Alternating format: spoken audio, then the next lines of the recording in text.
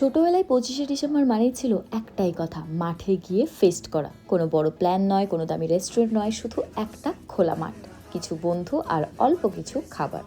Chicken থাকুক আর না থাকুক, ডিম দিয়ে বানানো সেই কারিগরি রান্নাটাই তখন রাজকীয় লাগতো। হাসি, দৌড়ঝাঁপ, গল্প সব মিলিয়ে দিনটা যেন চোখের পলকেই শেষ হয়ে যেত।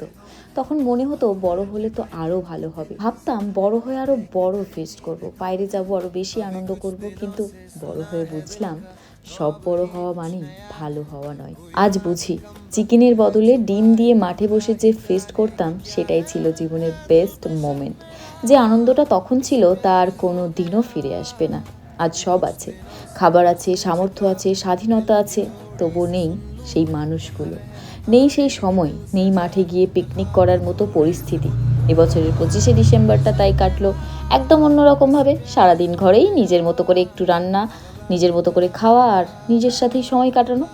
কোনো হইচই না, কোনো ফেস্ট নয়, শুধু নীরবতা আর স্মৃতি। তবে সন্ধেবেলা একটু বেরিয়েছিলাম ঘুরতে, কারণ মা এবছর আছে কলকাতাতেই মামার বাড়িতে। তো মা, মাসি, আমি আর মাসির ছেলে, যার জন্য আমরা গেছিলাম মেলাতে। আর মাসির ছেলেকে দেখো কি সুন্দর স্যান্টা সাজিয়ে নিয়ে এসেছিল। সবাই মিলে মেলায় ঘুরে খাওয়া দাওয়া করে চলে গেলাম রুমে। তো আমার এবছরের 25শে ডিসেম্বরটা এভাবেই কাটলো। চলো টাটা, দেখা হচ্ছে নেক্সট কোনো ভিডিওতে।